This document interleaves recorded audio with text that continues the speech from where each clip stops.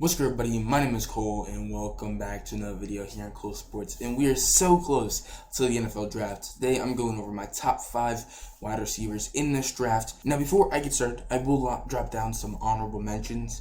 Honorable mention. I had George Pickens up there, possibly going at 5.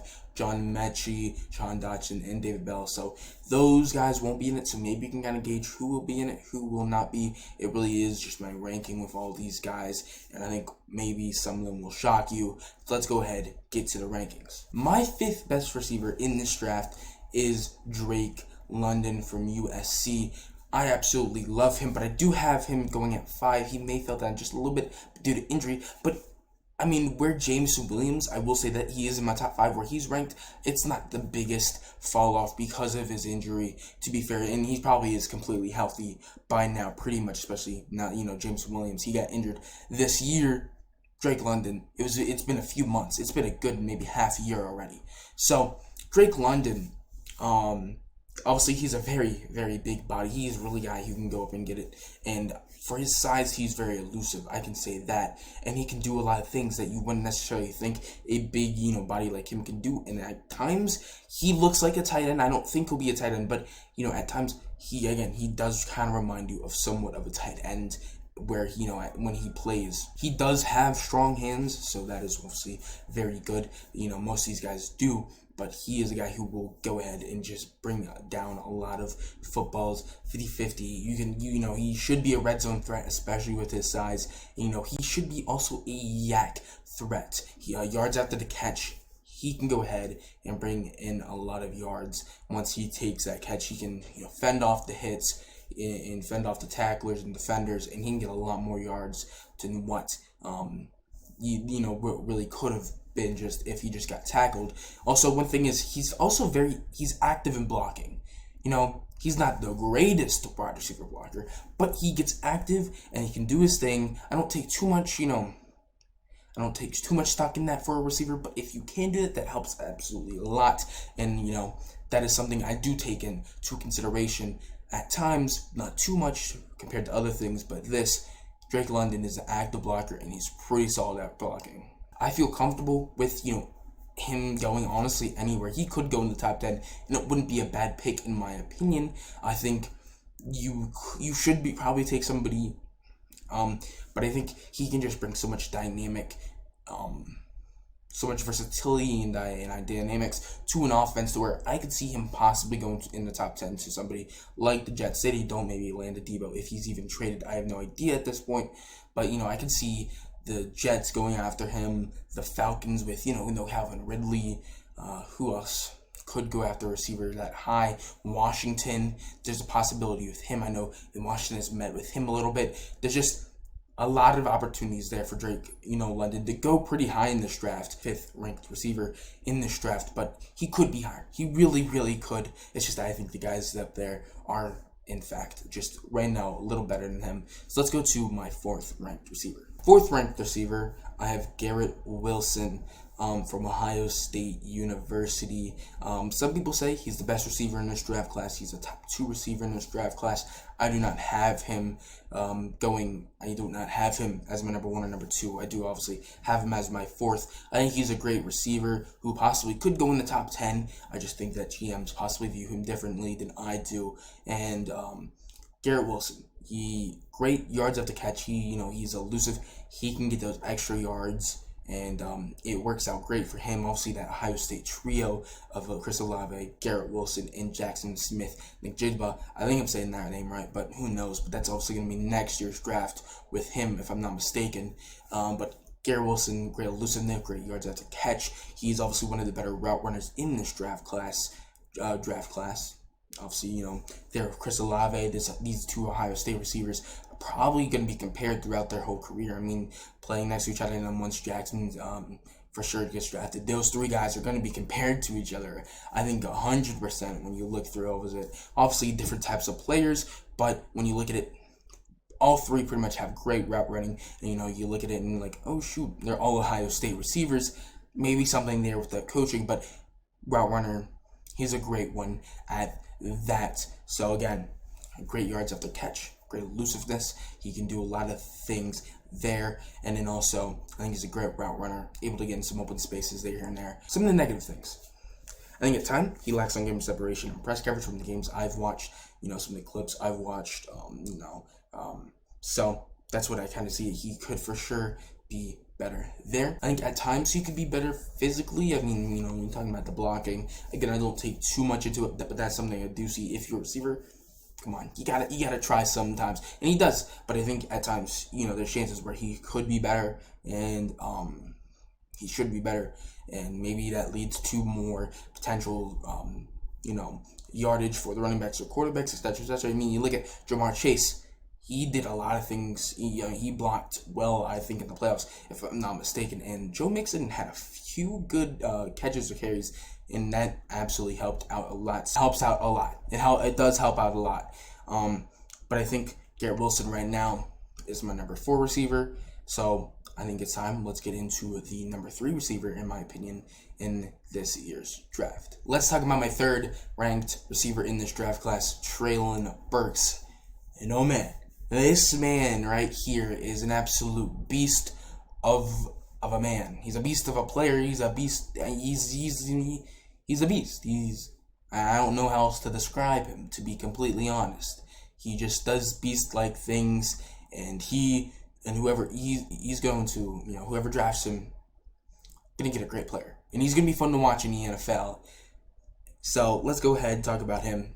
Just a big body receiver. And, not too many corners, honestly, might be able to go up against him just size-wise. He's going to be able to get a lot of 50-50 balls with his size. And not just with his size, but with his absolute hands. His mitts are insane. I forget what it was at Combine. But it was insane, and he just brings down every single ball in the vicinity of his wingspan, and it's absolutely amazing. If you haven't watched highlights, do it. You probably have. That's probably why you're watching the video. But I'm just saying, he brings down a lot of footballs, and it's absolutely insane how he does it. And so, if you want a guy who just wants to go up and get footballs, and just catch them, and you don't want to worry about him dropping a football, you got your man right here. You got Treylon Burks. That's the guy you want to go after. And he's hard to bring down. You see how tall he is. He's a tall guy, and I think he'll be a great receiver in the league. But now let's talk about some of the cons here. Separation isn't the best. He's fast. He's fast for his size, and it's crazy to see. He's not going to create a crazy explosive plays in a sense of like yards after catch. He might get an extra few yards there, but he's not gonna break one out off a slant, most likely, if there's at least a safety or two there. But if there's nobody in front of him, not too many people are gonna be able to catch him. At least that's what I've seen in college. So we'll see what happens with that in the NFL, if he gets those chances, if he just beats a quarterback off the line. But that would be very interesting. But separation isn't the best for him, nor is route running. He's not the most nuanced route runner. I mean, obviously, usually sometimes you're not going to get it with this big of a receiver. And I mean, obviously, hands help a lot, kind of outweigh that. But he's not the most nuanced route runner, and he's not going to get off the line as well as some of these other guys do. Obviously, bigger receiver, so it's going to be harder for him. But for the most part, just those stuff, not going to be too high for him, not too good for him. Obviously, still develop all of that stuff. So we'll see what that comes for him into the NFL. But again, big body, bring down a lot of 50-50 balls. His mitts are insane. He can catch almost everything. His length, his wingspan, insane. And he's going to be hard to bring down. Now, again, separation, not going to be the best. Release packages is, not that good. And then lack of route running details, not the most nuanced route runner out there. But obviously with the size, it's gonna be harder for him. So that's my thought there for Treylon Burks, wide receiver out of Arkansas. Let's go ahead and go into the next receiver, ranked number 2. My number 2 receiver in this NFL draft is Jameson Williams. This man can be very, very dangerous. Obviously, he's a great sized receiver. especially with the type of speed he got. And if you let him run past you, it could just be over. At that point, just foul him. Just go ahead and tackle him before you can get the ball. It's very great speed. Now, he has also great ball skills. Getting the ball, I think is pretty solid. It's okay, not the best, but it is solid. I think it's something you could work on. Now, deep threat, obviously, with the speed and everything, I think he really could be the next great receiver in the NFL. Obviously, I think all of these guys can, but this James Williams has the talent to be absolutely a monster versus corners and everything. And if the right team drafts him, that could be really something special. If he doesn't get in a situation, like Terry McLaurin, where he's kind of stuck in a quarterback blunder, but if he gets the right quarterback, I think he can be absolutely amazing with the balls. With just letting the game, his game work. Absolute deep threat, good size, great, obviously amazing speed. And I think James Williams can be a really good receiver. Now, some of the cons, obviously the ACL tear in the championship game. We'll see how GMs kind of think about that, but maybe they're not concerned. Obviously, the technology we have now, it looks like we're getting better and better. Cam Akers came back to play in the Super Bowl in the playoffs. That's insane. Obviously Drake London is ready to go. I don't think it was an ACL tear, but it was obviously one of the bigger injuries that kept him out for the entire season. Derek Stingley, I forget what the injury he was, but he was out pretty much the entire season. Now he's ready to go for the NFL coming next season. We'll see what happens with James Williams. I don't know what the track he's on, if he's if he's going to be able to play before the start of the season. But if so, and obviously all the NFL teams and their doctors checked him out and they're feeling good, he could be top 15 pick, possibly a top 10 pick in this draft. And obviously in that ACL tear could just really be nothing and maybe just a minor setback into James Williams. And I like him. He is long, but he is lean and a little lanky. The size isn't the best for him, but again, I think once he gets into the offseason with the NFL teams, I think that's eventually going to get better and he'll be again good to size. And then his ball tracking isn't the best. At times he will let the ball kind of his pads. He won't go out for it with the arms at times, and that needs to for sure be better, especially with the way he plays, with the speed he has, and where he can get past lots of receivers or lots of cornerbacks. You can't be just dropping balls like that. You got to catch every single one. You cannot, obviously, just, those opportunities cannot just go to waste like that. So that is one thing about him. So James Williams, he's my number 2 receiver from Alabama, and I think he could really be a great receiver. And obviously, big size plus the great speed he obviously has. Solid ball skills, deep threat, obviously. Obviously, we'll have to take a look how he's doing after the ACL tear in January. He's long, a little lean, a little lanky. We'll see how that comes to him, but I think that shouldn't be too bad. Look at Devontae Smith. He'll be fine, but something to just point out. And obviously, ball tracking, that's something I think could be worked on a little bit when got into the NFL. So, man, James Williams, and let's go ahead and talk about my number 1 receiver. Also, I just want to say, how did Ohio State let him go? I don't know, but how did Ohio State let him go? How did that happen? I don't know, but he, Alabama, they won a championship, but, obviously, possibly a top 15, possibly a top 10 pick. We'll see. But let's go ahead and get into my number 1 receiver. Let's go. So with that being said, my number 1 receiver in this entire draft class is Chris Olave, and that might shock a lot of you, but I really think Chris Olave is the number 1 receiver in this draft class, and let me run down why I think so. I think to start, he is probably the best route runner in this draft class. Obviously, the Ohio State receivers, great route runners, but I think he's probably the best route runner in this draft class that helps out a lot. So, that adds to it. I think he has great sideline awareness when getting close to the sideline, either with the ball or obviously when he's trying to make a catch. That is one of the great strengths he does have, in my opinion. And then also, he does have top-end speed. We saw from the combine. Obviously, the unofficial one was obviously a little off, but still, it was pretty solid for Chris Olave. I think he has great speed, and I think he can get past a lot of defenders. His yak ability is okay, nothing special, but it's solid. It's nothing crazy, but it's solid. It's what you want to see from your receiver, especially this receiver, a little smaller than some other receivers, but it is still pretty solid. And then ball tracking, I think is pretty good.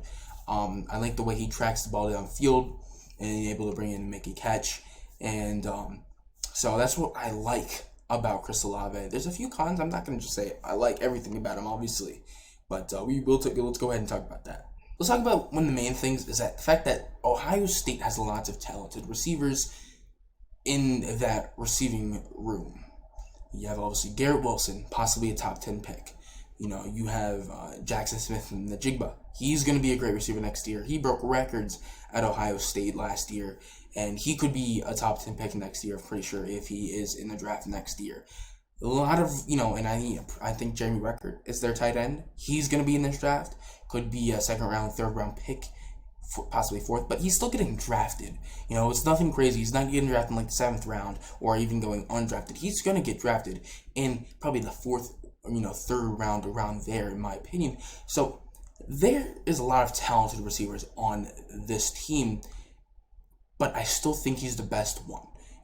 But I can see why maybe at times people were kind of low. And even Garrett Wilson, I probably should have said this for Garrett Wilson. That's even my fault. Is that obviously it's just a very talented receiving room. So there's gonna be a lot of space for you to work, especially when maybe at the time you're not seen as the best receiver in your team, and maybe heck you're even seen as the 3rd best receiver on your team behind Jackson and behind Garrett Wilson. So that could come into maybe a leeway for him, I guess, or a con. One thing is there's also inconsistent catching at times. Catching traffic is one thing, but there's been times where hands have failed him. So I honestly, catching is something that receivers should be able to get a grasp on. Obviously, we saw Jamar Chase. He took handle of that. Preseason he was dropping a lot of footballs. Then obviously he helped him go on to not win, but almost to win the Super Bowl. So catching he's not as good as you obviously want it to be, but I think it's it's solid. It's just that at times it does fail him, and it obviously is noticeable. I think he should be fine. Nothing too bad, too major to worry about, especially right now in his career. So that's who I think is going to be the number 1 receiver in this draft class. Do I think he's going to go with the first receiver in this draft class? No. I just don't think GMs and necessarily coaches are going to be thinking the same thing the way I'm thinking for all these, obviously. And then just go through this again. Great route runner, top end speed, great sideline awareness, solid ball tracking. The cons, inconsistent catching. His hands have been failing him at times, and then obviously just a really talented receiving room that gives him a little bit more space to work with, especially when at times you're not going to be the one double teams, and you're looking at Jackson and Garrett Wilson possibly being the ones double teamed and not Chris Olave. So that is my top 5 receivers in this NFL draft. I probably will be making another one of these with running backs, and maybe I'll do top 6 quarterbacks. I'll see. But hope you guys enjoyed, and I'll see you guys next time. Don't forget to like, subscribe, and share. Peace out.